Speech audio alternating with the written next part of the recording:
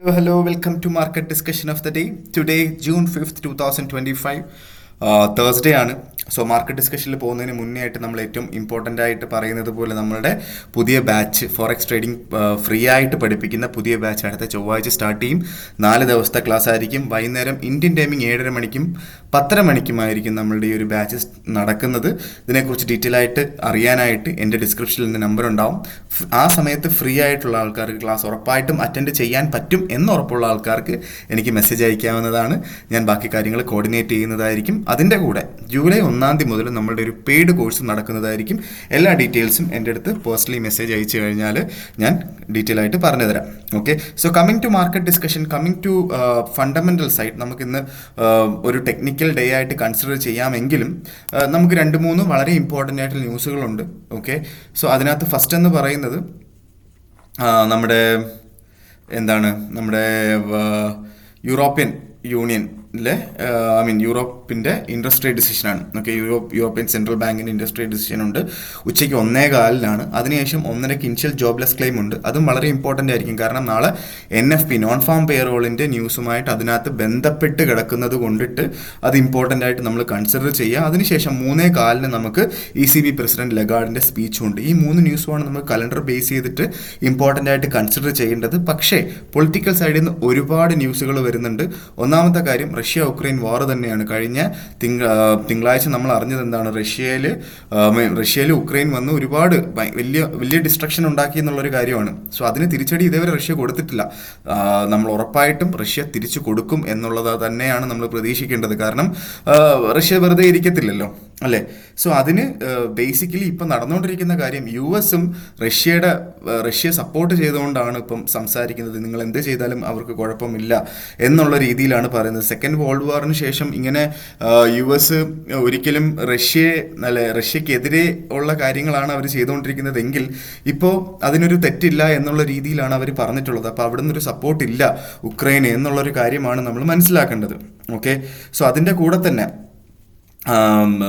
നമ്മുടെ European union യൂറോപ്പിൽ നിന്ന് US പ്രോഡക്റ്റുകൾക്ക്, അതായത് ഇപ്പം ഗൂഗിൾ പോലത്തുള്ള IT പ്രോഡക്ട്സിന് 10% താരിഫ് കൊടുക്കും എന്നുള്ള വാർത്തകൾ വരുന്നുണ്ട്.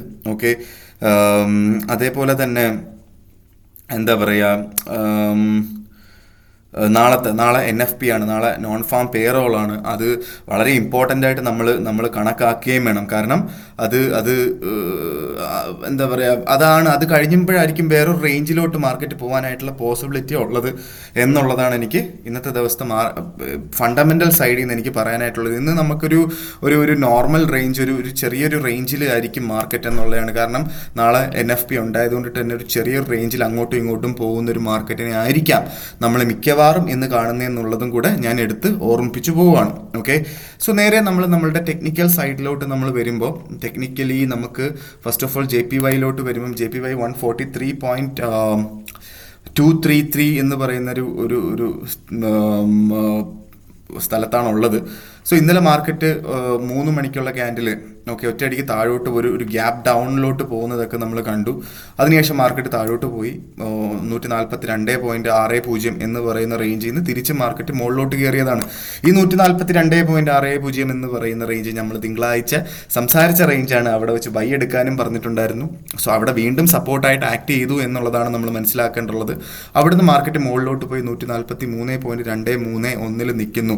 ഇന്ന് എന്തെങ്കിലും ഓപ്പർച്യൂണിറ്റി ഉണ്ടോ എന്ന് എൻ്റെ അടുത്ത് ചോദിച്ചാൽ വീണ്ടും ഒന്നും കൂടെ 142.60 അടുത്ത് കിട്ടിക്കഴിഞ്ഞാൽ 142.40 താഴെ സ്റ്റോപ്പ് ലോസ് വെച്ചിട്ട് നമുക്ക് അവിടെ നിന്നൊരു ബൈ എടുക്കാം എന്നുള്ളതാണ് എനിക്ക് JPY-യിൽ പറയാനായിട്ടുള്ളത്. വേറൊരു ഓപ്പർച്യൂണിറ്റിയും എൻ്റെ ഭാഗത്തുനിന്ന് എനിക്കറിയില്ല എന്നുള്ളതാണ് സത്യം. ഓക്കെ, ഇപ്പോൾ ഈ ഒരു പോയിന്റിൽ നിന്ന് ബൈ എടുക്കണമെന്ന് ചോദിച്ചാൽ എനിക്കറിയില്ല. വേണമെങ്കിൽ 143 എത്തുമ്പോൾ വേണമെങ്കിൽ ഒരു ബൈ എടുക്കാം. 143.40 താഴെ സ്റ്റോപ്പ് ലോസ് വെക്കണം എന്നുള്ളത് നിർബന്ധമായിട്ടും ചെയ്യുന്ന ഉറപ്പുണ്ടെങ്കിൽ മാത്രം നമുക്കത് ചെയ്യാം എന്നുള്ളതാണ് എൻ്റെ പോയിന്റ്. ഓക്കെ, നേരെ നമ്മളുടെ യൂറോയിലോട്ട് വരുമ്പോൾ യൂറോ ഇപ്പോൾ നിൽക്കുന്നത് 1.14126 എന്ന് പറയുന്ന റേഞ്ചിലാണ്. ഇന്നലെ മാർക്കറ്റ് ഹൈ പോയത് 1.1432 വരെ പോയിട്ടുണ്ട്. മാർക്കറ്റ് അറിയില്ല, എനിക്ക് യൂറോ അറിയില്ല എന്ന് തന്നെ വേണം പറയാനായിട്ട്. കാരണം എനിക്കറിയാം ഈ ആഴ്ച വളരെ കുറച്ച്, ഇന്നലെ ഞാൻ പറഞ്ഞ ഓപ്പർച്യൂണിറ്റീസ് ഒന്നും കിട്ടിയിട്ടില്ല. ഇപ്പോൾ ഗോൾഡിലാണെങ്കിലും ഇന്നലെ ഞാൻ JPY എനിക്ക് അറിയില്ലെന്നാണ് പറഞ്ഞത്. യൂറോയിൽ ഞാൻ താഴോട്ട് പോയാൽ അവിടുന്ന് സെല്ലെടുക്കണമെന്ന് പറഞ്ഞു, താഴോട്ട് പോയിട്ടില്ല. GBP നമ്മൾ താഴോട്ട് പോയാൽ സെല്ലെടുക്കണമെന്ന് പറഞ്ഞു, അത് പോയിട്ടില്ല. ഓക്കെ, ഗോൾഡിൽ 3330 അടുത്ത് കിട്ടിക്കഴിഞ്ഞാൽ ബൈ ചെയ്യണമെന്ന് പറഞ്ഞു, 30 അടുത്ത് കിട്ടിയിട്ടില്ല, എനിക്കറിയാം. ഓക്കെ, പക്ഷെ മെനഞ്ഞാന്ന് നമുക്ക് നല്ല ഓപ്പർച്യൂണിറ്റി കിട്ടി. അത് എടുത്തിട്ടുള്ള ആൾക്കാരൊക്കെ നല്ല പ്രോഫിറ്റ് ഉണ്ടാക്കിയിട്ടുണ്ട്, ഒരാഴ്ചത്തെ പ്രോഫിറ്റ് മെനഞ്ഞാന്ന് ഉണ്ടാക്കിയിട്ടുണ്ട് എന്നത് ബേസ് ചെയ്തിട്ട് ഇന്നും എനിക്ക് വളരെ വലിയൊരു ഓപ്പർച്യൂണിറ്റീസ് ഒന്നും എടുക്കാൻ പറയാനായിട്ട് ഉള്ളൊരു ഇതില്ല. അത് മാത്രമല്ല, ഇന്ന് ഓപ്പർച്യൂണിറ്റി കിട്ടിയാലും ചെറിയൊരു പ്രോഫിറ്റ് എടുത്ത് മാറുക എന്നുള്ളതാണ് നമ്മൾ ചെയ്യേണ്ടത്. ഓക്കെ, സോ യൂറോയിലും എനിക്കൊന്നും കമൻസ് ഇല്ല. യൂറോയിൽ നമ്മൾ ചെയ്യേണ്ട ഒരൊറ്റ കാര്യം എന്താണെന്ന് വെച്ച് കഴിഞ്ഞാൽ 1.100 അവിടെ എത്തിയാൽ മാർക്കറ്റിൽ നിന്ന് ബൈ ചെയ്യുക. എങ്ങാനും റഷ്യ-ഉക്രൈൻ വാർ പുറപ്പെട്ടാൽ, അങ്ങനെ എങ്ങാനും ഒരു ന്യൂസ് വന്നാൽ യൂറോ താഴോട്ട് പോകും എന്ന് പറഞ്ഞാൽ അറ്റയടിക്ക് അങ്ങ് താഴെ വീണ് പോകത്തൊന്നുമില്ല. 1.100 ഉറപ്പായിട്ടും നല്ലൊരു സപ്പോർട്ടായിട്ട് ആക്ട് ചെയ്യുകയും അവിടുന്ന് നമുക്ക് വലിയൊരു ലോങ്ങർ ടേമിലോട്ടുള്ളൊരു ബൈ നമുക്ക് പ്ലാൻ ചെയ്ത് മുന്നോട്ട് പോവുകയും ചെയ്യാം.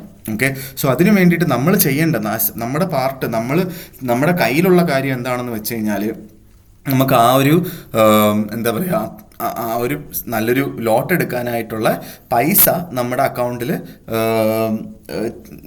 ഇത് ചെയ്യാന്നുള്ളതാണ്. ഓക്കെ, ഡെപ്പോസിറ്റ് ചെയ്യാന്നുള്ളതാണ് നമ്മൾ ചെയ്യേണ്ടത്. ഓക്കെ, എന്നിട്ട് നിങ്ങൾക്ക് പറ്റുവാണെന്നുണ്ടെങ്കിൽ നിങ്ങളുടെ ബ്രോക്കറിൻ്റെ അടുത്ത് സംസാരിക്കുകയും സ്വാപ്പ് ചാർജ് ഇല്ലാതാക്കാൻ എന്തെങ്കിലും മാർഗ്ഗം ഉണ്ടോ എന്ന് ചോദിക്കുകയും ലോങ്ങർ ടേമിലോട്ട് ഇത് ഹോൾഡ് ചെയ്യുകയും ചെയ്യുകയാണ് നമ്മൾ ചെയ്യേണ്ടത്. ഈവൻ ഒരു $1000 അക്കൗണ്ടിൽ ഒരു 0.1 ലോട്ട് എടുത്താൽ പോലും ഒരു 6 to 7 months ഒരു $1500 $2000 അടുപ്പിച്ച് നിങ്ങൾക്ക് പ്രോഫിറ്റ് ഉണ്ടാക്കാനായിട്ട് പറ്റും എന്നുള്ളതാണ്. ഏകദേശം ഒരു 1.25 ലക്ഷം രൂപ അടുപ്പിച്ച് നിങ്ങൾക്ക് പ്രോഫിറ്റ് ഉണ്ടാക്കാൻ പറ്റും എന്നുള്ളതാണ് ഈ പറയുന്ന ലോങ്ങർ ടേമിലോട്ട് നമുക്ക് ഹോൾഡ് ചെയ്യാൻ പറ്റിയാലുള്ള ഏറ്റവും വലിയ അഡ്വാൻറ്റേജ്.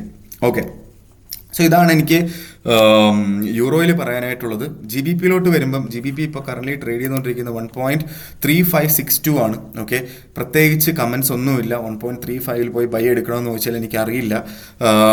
1.35ൻ്റെ താഴെയായിട്ട് രണ്ട് മാർക്കറ്റ് ഇന്ന് ക്ലോസ് ആവുന്നത് 1.35ൻ്റെ താഴെയും നാളെ ഓപ്പൺ ആവുന്നതും നാളെ രാവിലെ 7:30 മണിക്ക് 1.3500 താഴെയും ആണെങ്കിൽ നമുക്ക് അവിടുന്ന് ഒരു സെല്ല് എടുത്തുകൊണ്ട് വേണമെങ്കിൽ ഒന്ന് പരീക്ഷിച്ച് നോക്കാം എന്നുള്ളതാണ് എനിക്ക് GBPയിൽ പറയാനായിട്ടുള്ളത്. ഓക്കെ,